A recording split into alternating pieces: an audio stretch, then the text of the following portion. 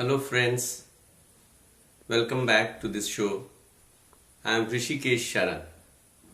You might recollect last time we examined the issue of suicides all over the world, especially in the young people, and came to the conclusion that since we have no control on our birth, we don't decide who our parents will be, and our conditions of birth, etc., we had no right to end our life also. And we also talked about the clairvoyant studies conducted by C.W. Leadbeater and Dr. Annie Besant, that if somebody commits suicide, after that the life is more miserable than it was earlier, and also in Buddhist literature. And we came to the conclusion that everyone has to manage his life by himself. And in that context, we spoke about the Buddha's famous statement, Appo Dipo Bhava. That means be a lamp unto yourself. So today we'll talk about what does it mean to be a lamp unto yourself. This statement is very famous by the Buddha. Buddha says that nobody can carry us on his shoulder to the summit of enlightenment. Everybody has to undertake his own journey. The Buddha himself, as a child, as we know, he had seen an old man, a sick man, and a dead man. He was the son of a king. As a prince, he had seen it, and he wanted to know the answers to the problems of life. He was given all the details which were available in the scriptures, all the teachings, but he was not himself satisfied. He left home at the age of 29 and roamed around in the forest, went to gurus, one Kalam, then later on to Ramaputra, and learnt a lot, whatsoever they could teach him. But he was still not satisfied because he was not able to find the answers of the problems of life, the solution to the miseries of life, especially the death. So he wanted to experiment himself, and he experimented himself, and finally at the age of 35 he got the enlightenment. He found out the reasons for the suffering of human beings. So he arrived at the conclusion by himself, and that is why he said that everybody has to be his own light. Now let us look at a small lamp. Small lamp, how much may be the wattage of a small lamp? It may be 5 watts or 10 watts maximum. How much distance can it show? Maybe 3 feet, 1 yard or 2 yards. In life, when we move, we don't run, we move slowly. We are not like Usain Bolt, who leaps 10 feet in one go when he runs. We go slowly. So if we have our own light, we are our own light, the light will show us 2 yards. And when we move 2 yards, that light will again show us 2 yards. And like this, we can go up to the summit of Mount Everest also, if we have our own light. The other meaning of the word Appo Dipo Bhava. Deep also means in Pali language, the language of the Buddha, as island. Now what is an island? If there is a lot of storm in the ocean and we are on a ship, then we look for an island where we can go and anchor our ship. And so long as the storm is there, we are safe there. Similarly, Buddha says that we have to be our own Dipo, that we have to be our own island. If there are storms in life, there are miseries, and they are bound to be. It's not that life is going to be very smooth for everybody. So whensoever such miseries come, some storms come, tsunami comes, we have to be our own island, and we go and rest on that island, and we are protected from the miseries of life. So the emphasis of the Buddha is always on depending on oneself. He says that nobody else can carry you on his shoulders to the Mount Everest. And that is, he also says, Atta hi atto natho, atta hi atto gati. This means atta. Atta means you yourself. Natho means master. You are the master of yourself. You atta hi atto natho, atta hi atto gati. Atta means yourself. Gati means maker of destiny. We are ourselves the makers of our destiny.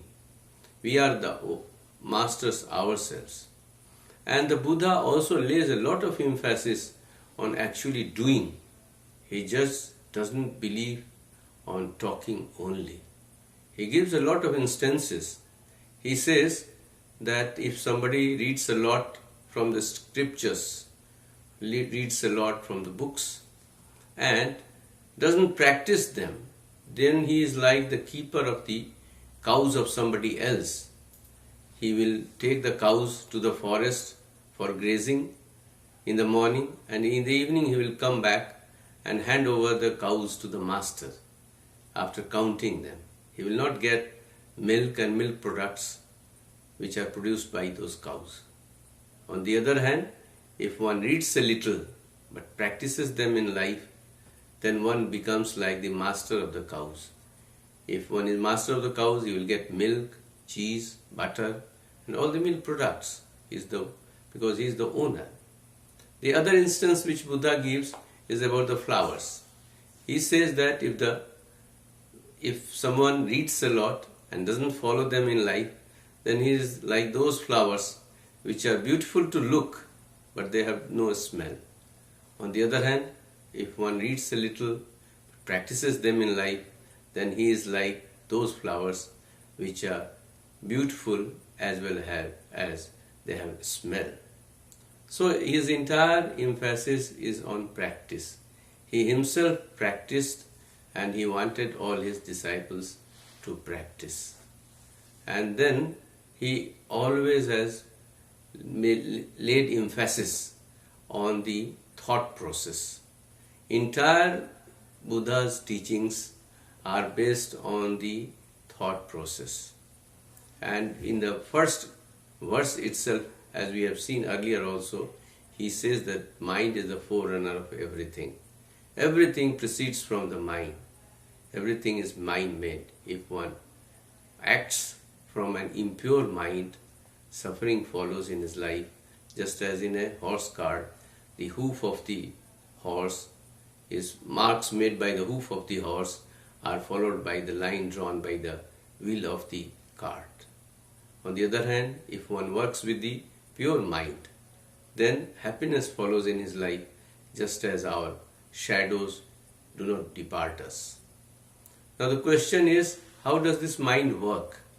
How do these thoughts work?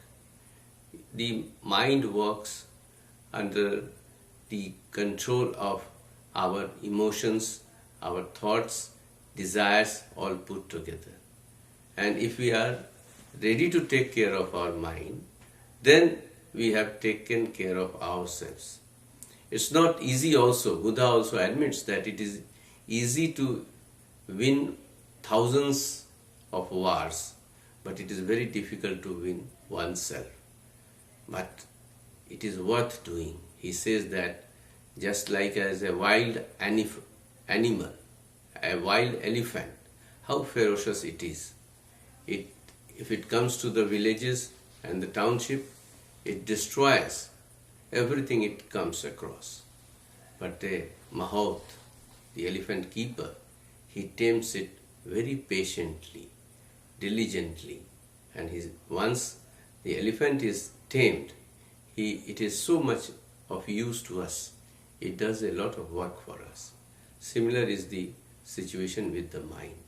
Our mind is like the archer who makes the arrow. He keeps on straightening it so that it hits the target. Similarly, the disciple is advised by the Buddha to straighten his mind, work it properly. He also says that if one is not working from disciplined mind, then he is like a tree with not strong roots. Any amount of worldly passions and calamities, depressions will uproot him. On the other hand, if one is strong from within, one is training himself strongly, then he is like a rock. He is not affected at all by the winds. The other example given is that of a hut. If there is a hole in the hut, the water from the rains will come inside. Similarly, if we are not controlling our mind, then we are going to have miseries in life. So all these examples are given by the Buddha just to convince us that mind is the most important aspect in our personality. Thought is the most important aspect.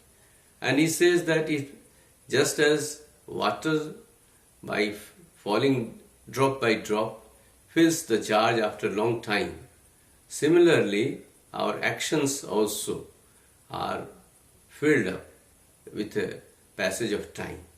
And once we see a jar of water filled up, similarly when we do good deeds or wrong deeds, when the jar is filled up, we look around and see and ask ourselves, are these actions done by me?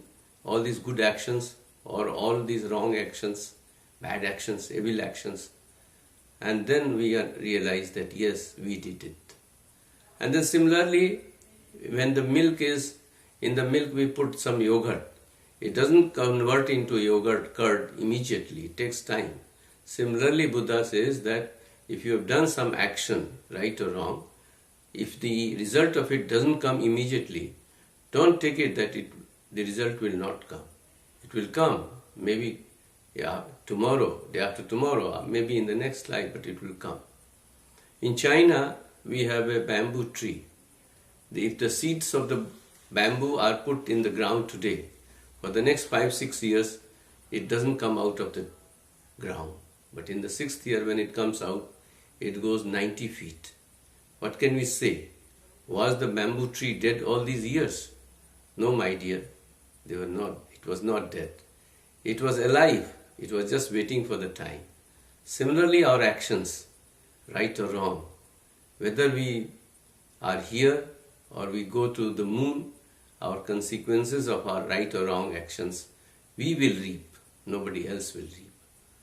And then also Buddha says that all our enemies put together also can't do us that much harm as our mind can do if it is directed in the wrong direction.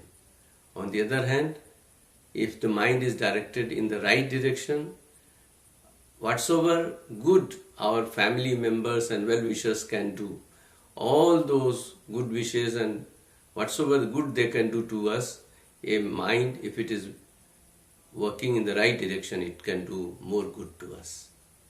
And friends, how much positive one can be in life? Have you ever thought how much positive we can be or pure we can be in life? You must have heard the name of Mahatma Gandhi. He is known as the father of nation in India. He was shot dead on 30th January 1948 at the age of 79. At the age of 79, he was learning Bangla language, a new language. Think of a person, he is going to be 80 and he is such a busy person and still he is learning a new language, Bangla language. So, optimism, there is no end to optimism also if we work in a serious way. You must have heard the name of Edison. He experimented 10,000 times before he invented the bulb. And it is said that at the age of 67, his laboratory was birthed without practically no insurance. And see the gentleman's positive attitude in life. He told his technicians, it was good that all our rubbish is burnt. And within 15 days, he invented the phonograph. KFC, you have seen Kentucky Fried Chicken. You must have seen the picture of a gentleman outside the KFC logo. His name is Colonel Sanders. At the age of 65, when he had retired from the army, he thought, what was his asset? He found that he had only $500 and an old car, nothing else. And he thought, is it how I am going to live? He remembered of the recipe of chicken which his mother had taught in his childhood, and he started making it. Can you guess how many times he had to try before he got his first order? How many doors he had to knock? He had to knock 1,000 doors before he got his first order. So friends, there is no limit to the positive thinking. We must think properly, in a positive way, in a sustained way, and in the long way, the results are bound to come. As it takes a lot of time to tame the elephant which comes from the forest, similarly the mind takes time to get to the right path. But it is worth doing, and there is no challenge greater than that. As has been mentioned by the Buddha also, it's easier to win thousands of wars than to win oneself. We'll talk about it more in the next episode.